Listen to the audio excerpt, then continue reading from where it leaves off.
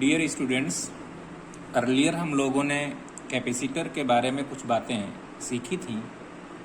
क्या बातें सीखी थी? सबसे पहले हम आपको ये बताना चाहेंगे कि कैपेसिटी और कैपेसिटर क्या होते हैं और इनके बारे में बेसिक चीज़ें हम क्या जानते हैं। हमने सबसे पहले ये चीज़ सीखी थी Q equal to C into V. If charge Q is given to any conductor, its potential is raised by V volt, then C is the capacity of the conductor. So C can be written as Q upon V. The ratio of charge given to the conductor and rising potential that gives the capacity of the conductor. और इसकी जो unit थी, the unit of this capacity is coulomb per volt or farad. दूसरी चीज़ हमने सीखी थी, smaller units are microfarad means 10 to the power minus 6 farad and picofarad means 10 to the power minus 12 farad. Again microfarad it also comes out to be equal to 10 to the power minus 12 farad.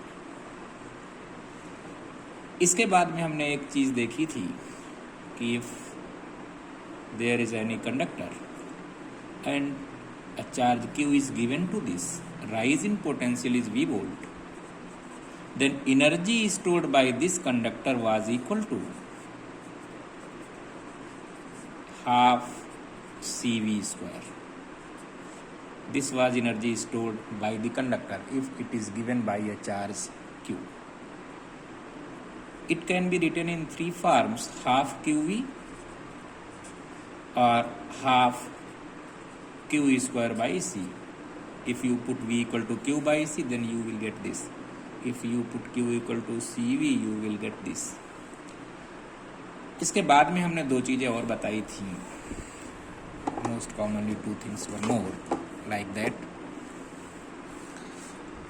कि if two conductors are kept at some distance individually, X and Y, if this is having charge Q1, potential V1 and its capacity C1, this is having charge Q2, potential V2 and capacity C2. Individually Q1 equal to C1 V1 and Q2 equal to C2 V2. If they are connected by a conduction wire like that, X and Y, these are connected by this, then charge will flow from higher potential conductor towards lower potential conductor till the potentials of two are not identical. Charge हमेशा higher potential से lower potential की ओर flow करेगा जब तक कि दोनों के potential same नहीं हो जाते. तो let us suppose the V1 is greater than V2, इसका पोटेंशियल इससे ज़्यादा था, then charge will flow like that. If we assume V1 is greater than V2, in that situation the charge will flow from first conductor towards second conductor. So after some time you will see its potential becomes V and it's also becomes V, not V1 not V2, but charge will change. It will remain Q1 dash and it will become Q2 dash, because if charge is flowing from X to Y, then charge on the first will be reduced and will remain Q1 dash, means Q1 dash will be less than Q1, क्योंकि जब charge यहाँ से चला जाएगा तो इसमें कम हो जाएगा चार्ज और अब आ जाएगा Q1 dash. यहाँ पे चार्ज बढ़ जाएगा, then it will become Q2 dash and Q2 dash will be more than Q2. Capacity will be same, there is no change in capacity. Then common potential was written equal to total charge upon total capacity, Q1 plus Q2 upon C1 plus C2. It is known as common potential. So many numericals are based on this formula. Common potential. So it can be written C1 V1 plus C2 V2 upon C1 plus C2. Now new charge Q1 dash was equal to C1 V and C1 and V equal to this much. Similarly Q2 dash was equal to C2 V. C2 and V was this much. एक चीज़ और हमने बताई थी, what amount of charge is flowing through this conduction wire. तो delta Q was charge flowing through this conductor wire, this was equal to Q1 minus Q1 dash, because शुरुआत में charge Q1 था, initially it was Q1 and now it is q1 dash. What amount of charge is flowing through this conduction wire? This will be q1 minus q1 dash. If you put here q1 minus q1 dash, you can very easily get c1v 1 minus c1v. Substitute value of v, you can very easily get amount of charge flowing through this conduction wire. इसके बाद में एक चीज़ हमने और बताई थी, बहुत आसानी से आपकी समझ में वो चीज़ आई होगी। बिफोर कनेक्शन हमने क्या बताया था? Before connection the energy was equal to energy, total energy, that will be half C1 V1 square plus half C2 V2 before connection. This was equal to half C1 V1 square plus half C2 V2 square. After connection,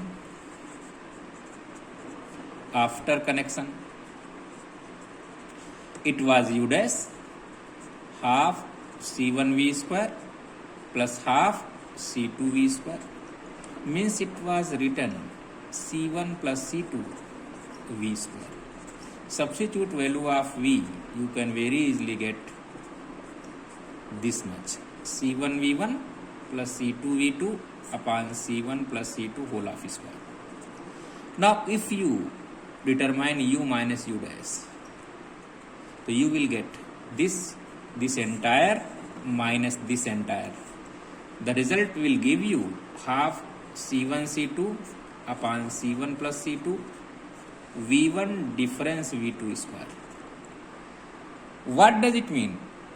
Whether V1 is greater than V2 और V2 is greater than V1, चाहे V1 V2 से ज़्यादा हो या V2 V1 से ज़्यादा हो, the square will always comes out to be positive. चाहे ये पॉजिटिव आए या नेगेटिव आए, the square will always be positive. It means a positive quantity. It determines that U dash is less than U. x में से अगर y जाता है और पॉजिटिव क्वांटिटी आती है, इसका मतलब y कम था और x ज़्यादा था. It means u dash is less than u. It means on connecting them through conduction wire the total energy always decreases. यही आपने देखा, जब हम कनेक्ट कर देते हैं तो total energy always decreases on connecting them together,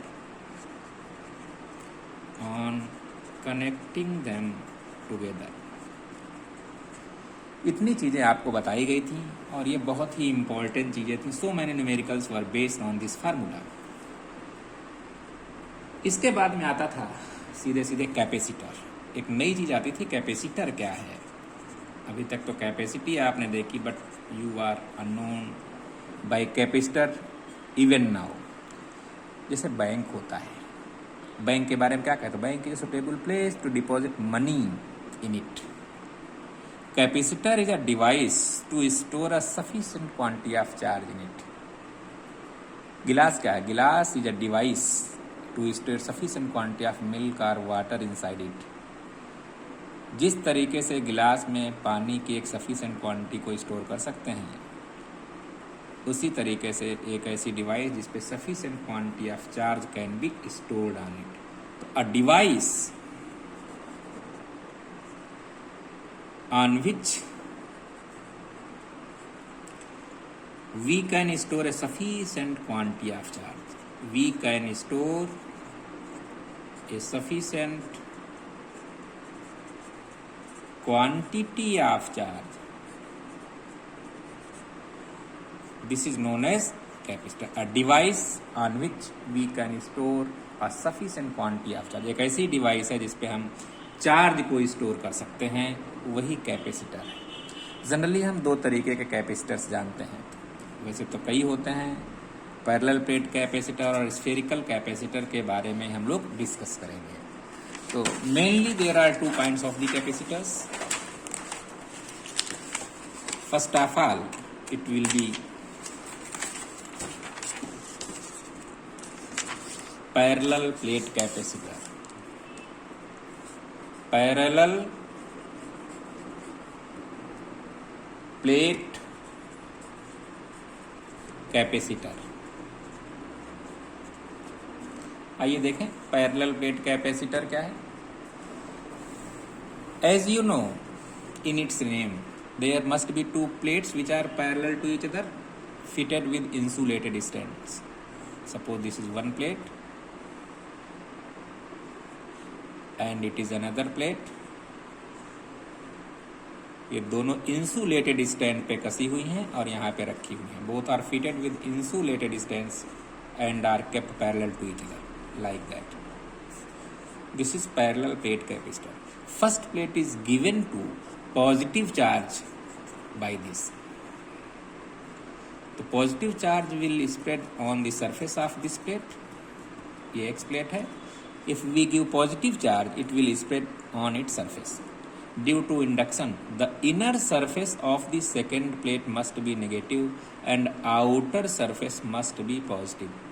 induction का प्रोसेस मैंने बताया था कि जब एक चार्ज्ड बॉडी दूसरी बॉडी के पास मिलाते हैं तो पास वाला एंड अपोजिट पोलरिटी का हो जाता है और दूर वाला एंड सिमिलर पोलरिटी का हो जाता है. देखिए, both plates are kept parallel to each other. It means cross sectional area both of plates is overlapping to each other. अब अगर मान लीजिए इसको हम अर्थ से कनेक्ट करते हैं, if outer surface is connected to the earth like that, then total charge will go into the earth.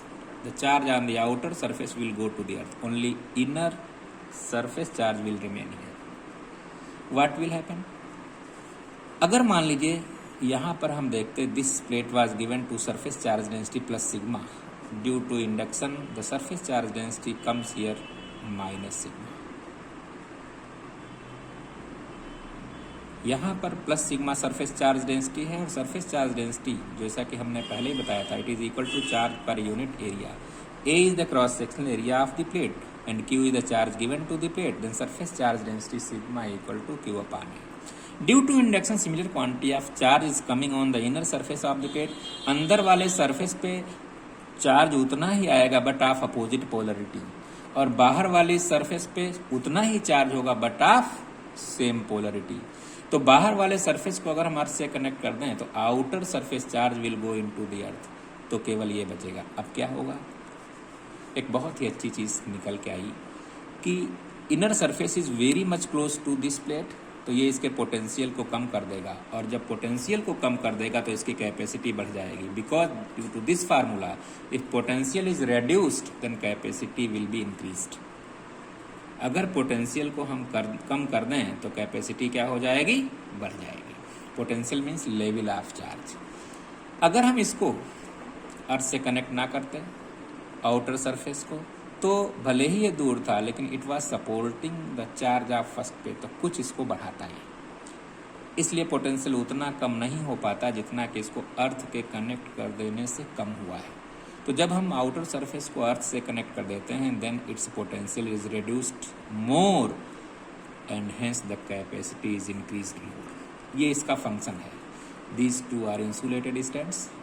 तो अगर आपसे कोई कहे कि if there are two plate, जैसा कि हमने ऑलरेडी डिस्कस किया था, it is positive plate having surface charge density plus sigma और it is negative plate having surface charge density minus sigma having a separation D between them. तो इनके बीच में जो स्टेब्लिश्ड इलेक्ट्रिक फील्ड होगा, ये हमने पहले ही बताया था, electric field between the plates was just equal to V by d. हमने पहले बताया था कि due to single plate it was equal to sigma upon 2 epsilon 0 के. If it is positive it will be away, if it is negative it will be towards. लेकिन अगर दो plates एक दूसरे के जस्ट सामने रखी हुई हैं, एक plus sigma surface charge density है, दूसरे पे माइनस सिग्मा है, तो उनके बीच में जो इलेक्ट्रिक फील्ड स्टेब्लिश होगा V अपान डी होगा, और E equal to sigma upon epsilon 0 के निकाला था हमने, that was equal to V upon d. But sigma equal to, यहाँ से देखिए, sigma equal to Q upon a upon epsilon 0 के, that is equal to V upon d. So Q upon epsilon 0 के into a equal to V upon d. तो यहाँ से एक बहुत अच्छी चीज़ आई, Q upon V equal to K epsilon 0 A upon D. This is capacity. Q upon V is capacity of parallel plate capacitor, K epsilon 0 A upon D. So it is very important formula. This is formula for the capacity of the parallel plate capacitor, K epsilon 0 A upon D. अब अगर देखें दोनों के बीच में अगर मान लीजिए डाइलेक्ट्रिक नहीं भरा है, वहाँ पे एयर है, तो K will be equal to 1. अगर हम यहीं से मान लें if there is air between the plates, if there is air, दोनों के बीच में एयर है between the plates, between plates, it means K will become equal to 1 and then capacity उसकी जब लिखेंगे हम तो एप्सिलॉन 0 A अपान D लिखेंगे, तब K नहीं लिखेंगे क्योंकि K 1 हो गया और तब फार्मूला आ जाएगा ये एप्सिलॉन 0 A अपान D. तो this is very much important for the air capacitor. इसे बोलते हैं एयर कैपेसिटर, एयर कैपेसिटर. तो इस तरीके से आपने देखा एयर कैपेसिटर की कैपेसिटी क्या होती है, एप्सिलॉन 0 A अपान D. अगर उसके बीच में हम डाइलेक्ट्रिक मीडिया भर दें तो उसकी कैपेसिटी बढ़ जाती है, K टाइम्स हो जाती है. यहाँ से अगर हम देखें, थोड़ा सा चेंज करें इसको, दोनों को हम देखें यहाँ पे, तो आपने देखा अगर प्लेटों के बीच में, ये प्लेटों के बीच में कोई डाइलेक्ट्रिक K भरा है, then capacity comes out to be equal to K epsilon 0 A upon D. अभी आपने देखा. और अगर मान लीजिए इनके बीच में एयर है तो capacity epsilon 0 A upon D.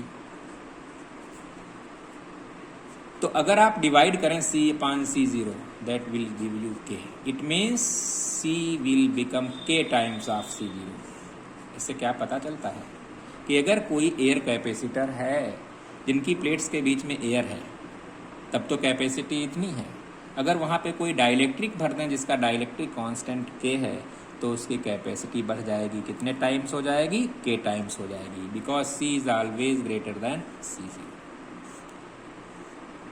यानी जब प्लेट्स के बीच में डाइलेक्ट्रिक भरा है तब उसकी कैपेसिटी ज़्यादा होती है, और जब डाइलेक्ट्रिक नहीं भरा है, एयर है, तो कैपेसिटी कम होती है. यहाँ से कुछ खास चीज़ें निकल के आ रही हैं. जैसे C किस पे डिपेंड करता है? Dependence on C. तो पहली चीज़ तो डिपेंड कर रही है कि उनके बीच में डाइलेक्ट्रिक मीडिया कैसा है. अगर एयर है तो 1 हो जाएगा, और अगर कोई दूसरा डाइलेक्ट्रिक मीडिया है जिसके लिए K बहुत ज़्यादा है तो कैपेसिटी बढ़ जाएगी. दूसरी चीज़ है cross sectional area. Superimposed area होना चाहिए. Superimposed area means both areas are overlapping. Superimposed area, जैसे एक प्लेट ये है, एक प्लेट ये है, तो सुपर इम्पोज्ड एरिया पूरा पूरा इतना हुआ. लेकिन भले ये प्लेट है लेकिन दूसरी है इतनी खिसकी, तो सुपर इम्पोज्ड एरिया जितना एक दूसरे को ओवरलैप कर रहे हैं, इतना सुपर इम्पोज्ड एरिया हुआ. तो superimposed area is reduced. Now फिर से देखें सुपर इम्पोज्ड एरिया क्या होता है. When two plates are closed parallel to each other in front of, एक दूसरे के ठीक सामने हैं, तो superimposed area will be just equal to the area of the plates. अगर दोनों प्लेट्स के एरिया तो बराबर है, जितना ये है उतना ये है, लेकिन बिल्कुल एक दूसरे के सामने नहीं, थोड़ा सा पार्ट ही उनके सामने आ रहा है, तो सुपर इम्पोज्ड एरिया बहुत कम होगा, और यही सुपर इम्पोज्ड एरिया पे डिपेंड करती है. और इन्वर्सली प्रोपोर्शनल टू D. जितना ही ज़्यादा सेपरेशन होगा उतना ही कैपेसिटी कम होगी, और जितना ही कम सेपरेशन होगा उतनी ही कैपेसिटी ज़्यादा होगी. तो on these 3 factors the capacity of parallel plate capacitor depends. तो इस पर बहुत सारे न्यूमेरिकल आएंगे. जब आप लोग पढ़ोगे, इसको करोगे, तो सब समझ में आएंगे. आइए एक दूसरा आता है spherical capacitor. Spherical capacitor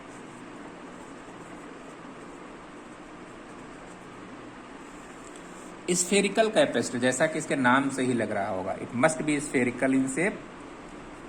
shape इसका कैसा होगा? Just like sphere. तो होता क्या है कि there are 2 concentric spherical shells. Concentric means having same centre. एक ये है इनर स्फेरिकल सेल, और एक ये है outer spherical cell. both are concentric means having same centers, like that. The center is same. Smaller one is having radius A and larger one is having radius B.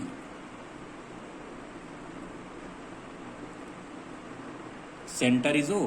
अब देखिए होता क्या है, if however charge is given to the inner sphere, मान लीजिए inner sphere को कोई charge दिया गया है like that, positive charge Q is given to the inner spherical shell. बहुत ही ढंग से समझने की जरूरत है।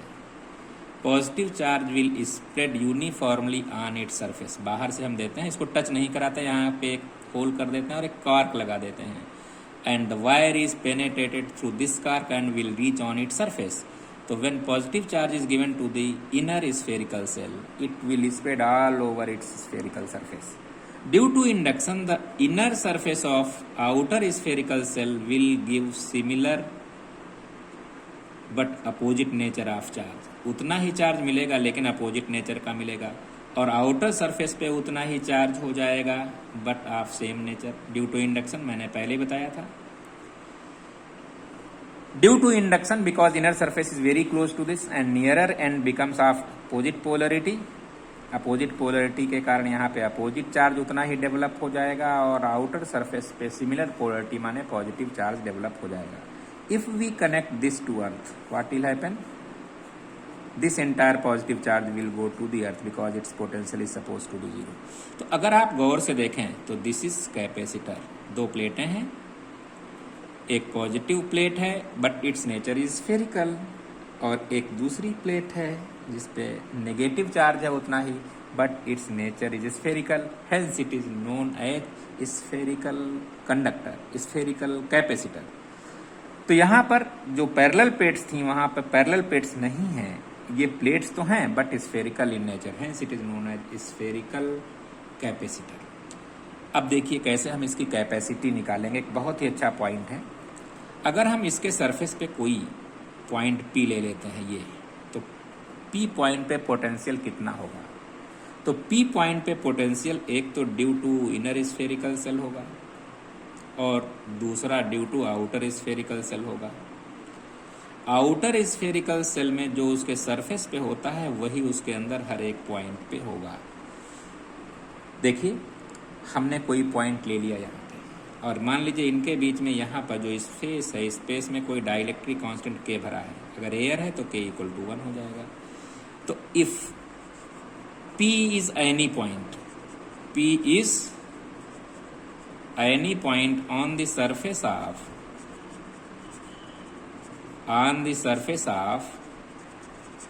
Inner spherical cell,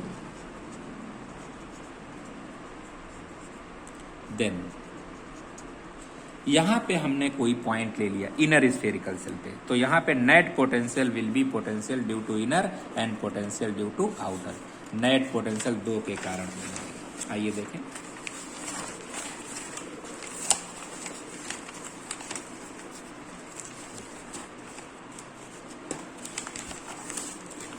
then potential at this point P,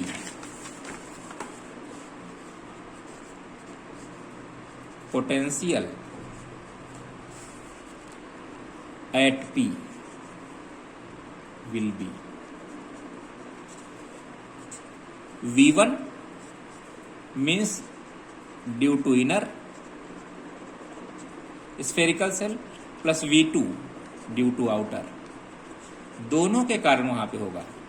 ये कितना होगा? इनर पे चार्ज प्लस Q है, रेडियस उसकी A है, that will be 1/4 pi epsilon 0 के Q upon A, क्योंकि उसके सरफेस पे है और किसी स्फेरिकल सेल के सरफेस पे पोटेंशियल कितना होता है हमने पहले ही आपको बताया है।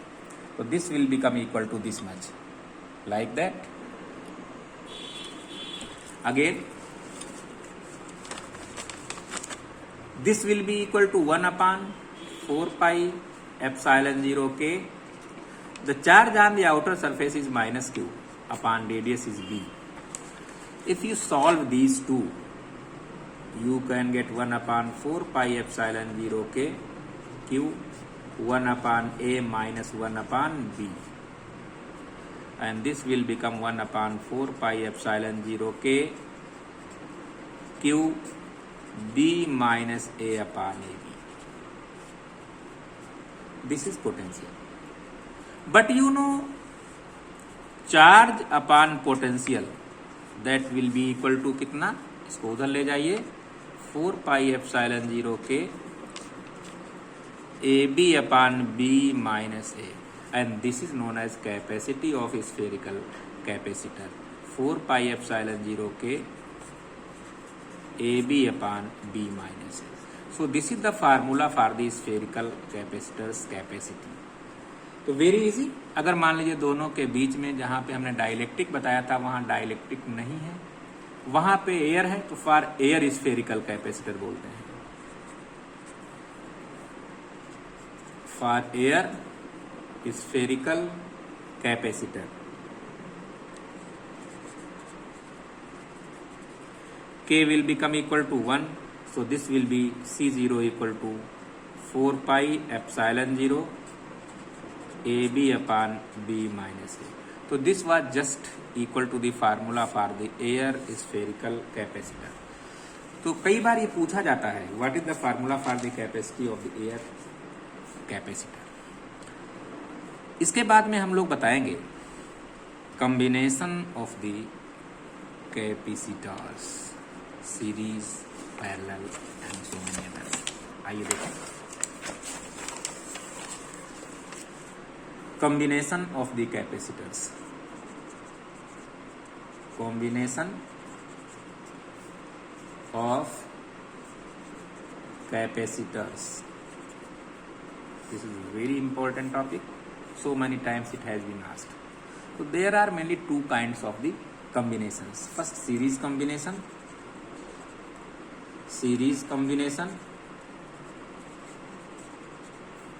and next one is parallel combination. Parallel combination. तो फर्स्ट ऑफ ऑल हम बताएंगे आपको सीरीज कॉम्बिनेशन क्या होता है. If so many capacitances are arrange in such a manner like this, अगर एक कैपेसिटर की दूसरी प्लेट दूसरी की पहली से, दूसरी की दूसरी तीसरी की पहली से, तीसरी की दूसरी चौथी के पहली से, and so on, and such combination is known as series combination, and it is connected with the source like a battery having potential difference V. Its capacity is C1, its capacity is C2, its capacity is C3. तो this is principle, not design. ये design नहीं कि series combination हमेशा ऐसे ही मिले. आपको सोचना पड़ेगा series combination is such combination in which second plate of first is connected with the first of second, second of second is connected with the first of third. पहले capacitor की दूसरी plate दूसरे की पहली प्लेट से, दूसरे capacitor की दूसरी प्लेट तीसरी की पहली से, तीसरी की दूसरी चौथी की पहले से, चौथी की दूसरी पांचवी की पहले. इस तरीके से अगर कॉम्बिनेशन है तो उसे सीरीज कॉम्बिनेशन कहेंगे हम.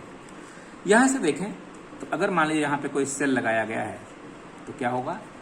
सेल की ये पॉजिटिव प्लेट है, it is connected to this, तो इस प्लेट पॉजिटिव होगी, इसका इनर माइनस होगा और ये वाला फिर पॉजिटिव होगा. क्योंकि ये सीधे इससे जुड़ी है इसलिए ये प्लेट पॉजिटिव हो जाएगी. फिर इंडक्शन से ये निगेटिव हो जाएगी, आउटर सरफेस पॉजिटिव हो जाएगा. क्योंकि ये सीधे इससे जुड़ी है तो ये तो पॉजिटिव ही रहेगी. ये तो कंडक्शन से होगा, कंडक्शन से सेम चार्ज आता है, कंडक्शन से अपोजिट चार्ज नहीं आता. क्योंकि ये प्लेट सीधे इससे जुड़ी है, इसका आउटर सरफेस सीधे इससे जुड़ा है इसलिए पॉजिटिव रहेगी. Due to induction it will be negative. ये आपको समझना पड़ेगा. जैसे ये पॉजिटिव प्लेट इसकी पहली प्लेट से सीधे जुड़ी है due to conduction. Conduction means actual touch. मैंने पहले दिन बताया था जब एक्चुअल टच होता है then it is set to be charging by conduction, तो सिमिलर चार्ज आता है. लेकिन ये प्लेट इससे टच नहीं है, थोड़ी दूरी पे है, तो it will be due to induction. Induction से आएगा और इसका आउटर सरफेस पे सिमिलर चार्ज आ जाएगा. ये चूंकि सीधे इससे जुड़ी है फिर positive negative and so on. अब इनमें क्या होगा, इनमें potential difference will be different. यहाँ पोटेंशियल डिफरेंस V1 है, यहाँ V2 है और यहाँ पोटेंशियल डिफरेंस V3 है. But charge will be same, क्योंकि चार्ज वही होगा, सीरीज में चार्ज वही रहता है. तो सीरीज कॉम्बिनेशन में एक खास बात है, Q is same on each capacitor and V different for each.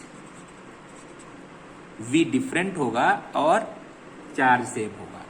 तो अगर आपसे कोई कहे कि इसकी प्लेट्स के अक्रॉस पोटेंशियल डिफरेंस V1 है, इसकी प्लेट्स के बीच पोटेंशियल डिफरेंस V2 है और इसकी प्लेट्स के बीच पोटेंशियल डिफरेंस V3 है, तो पहले की पहली प्लेट और सबसे लास्ट वाले की दूसरी प्लेट के बीच में नेट पोटेंशियल डिफरेंस कितना होगा?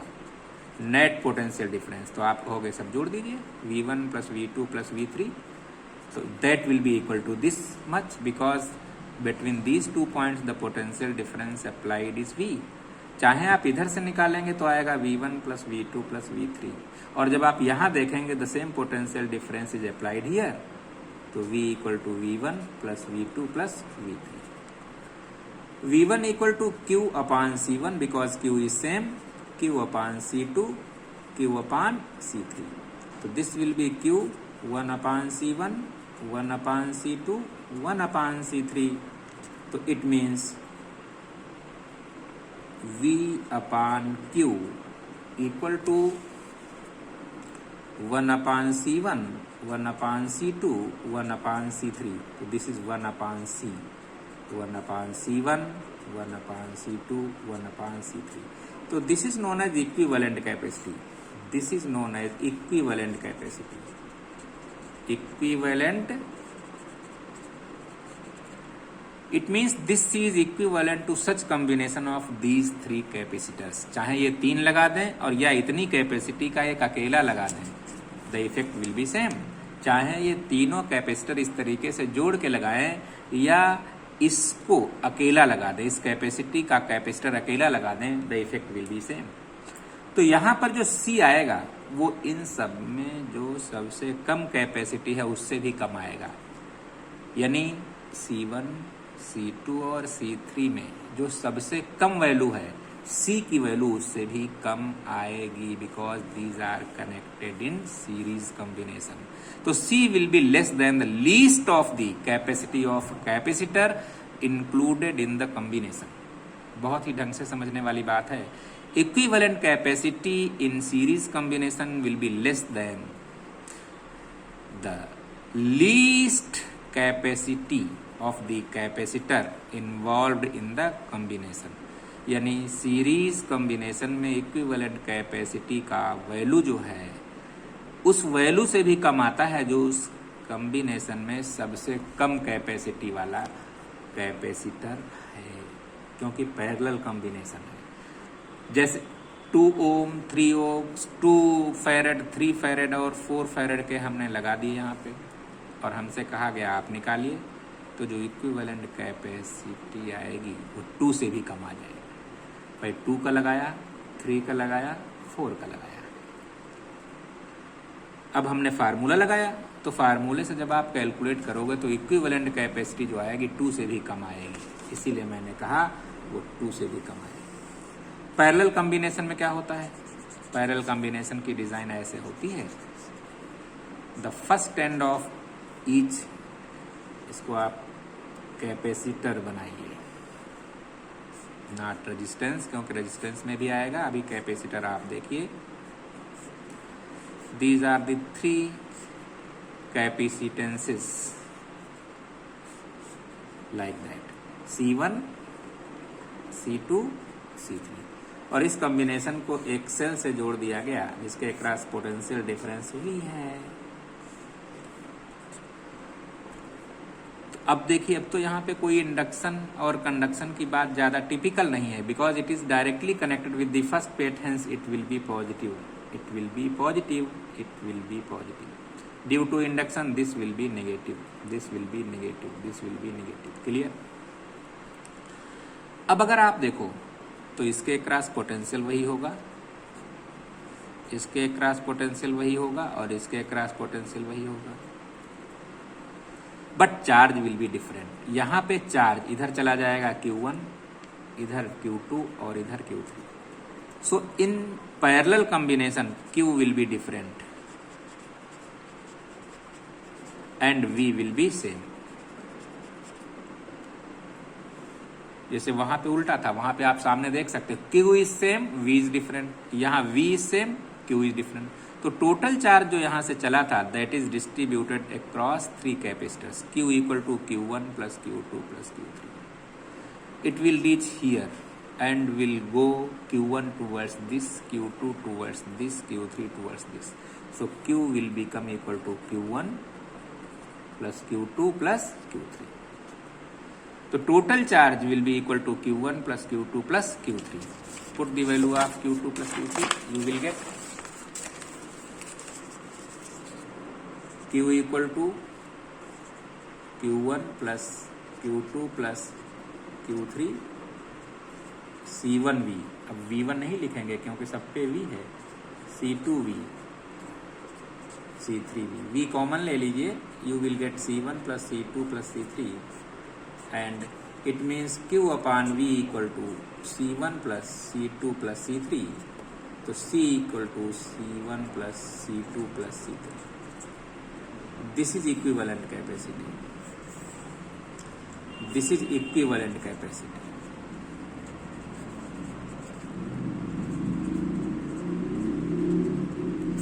और इसकी जो वैल्यू आएगी सबसे ज़्यादा वाला जो कैपेसिटर था उससे भी ज़्यादा आएगी।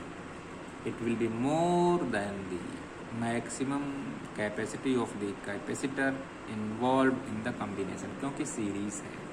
तो आपको एक चीज़ याद रखनी है, इन series combination the charge is same, potential is different, but in parallel combination the potential is same and charge is different. देखिए एक बड़ी मज़ेदार चीज़ हम आपको बताते हैं, वेरी इंटरेस्टिंग फैक्ट। कोई ज़रूरी नहीं जो आपको चीज़ दिखने में लगे वही चीज़ हो, कई बार दिखने में कुछ और लगता है और होता कुछ और है। जैसे आपसे कोई कहे कि ये कॉम्बिनेशन कैसा है, तो बहुत जल्दी में जब आप देखोगे तो कहोगे पैरेलल कॉम्बिनेशन है, लेकिन नहीं, it is series combination. Because आप प्रिंसिपल अप्लाई करिए, इस कैपेसिटर की दूसरी प्लेट इसकी पहली प्लेट से, इसकी दूसरी प्लेट इसकी पहली प्लेट से, और इसकी दूसरी प्लेट यहाँ से कनेक्ट है, तो it is series combination. It is series combination, ये आपको देखना पड़ेगा। और यहाँ पे फार्मूला लगाओगे 1/C equal to 1/C1 1/C2 1/C3। तो देखने में सीरीज नहीं दिख रहा है लेकिन है सीरीज। इसी तरीके से अगर मान लीजिए ये कैपेसिटर है आपका,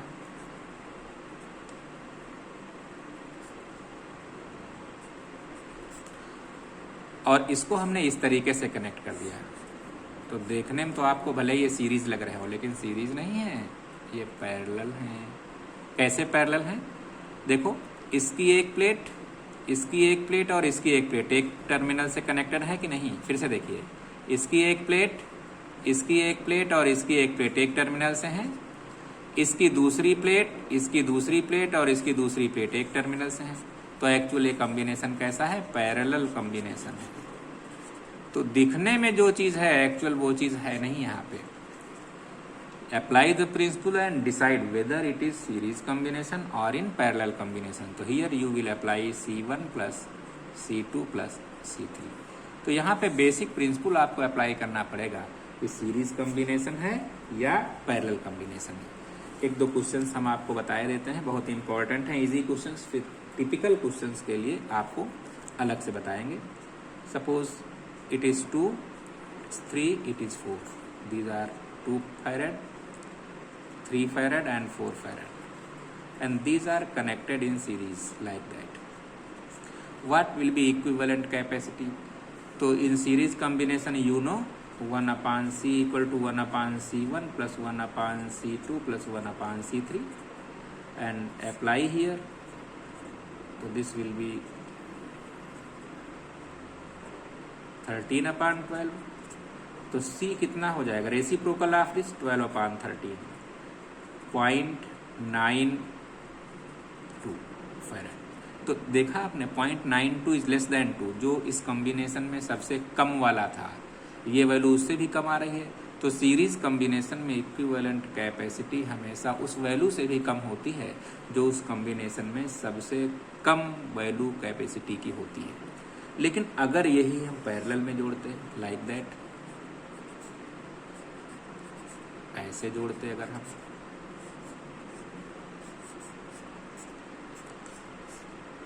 इस तरीके से जोड़ते 2 3, 4। तो उस केस में अगर हम जोड़ते हैं तो क्या फार्मूला आता, सीधे सीधे जुड़ जाता है, क्योंकि पैरेलल कॉम्बिनेशन में फार्मूला ये लगता है C1 + C2 + C3 2 + 3 + 4।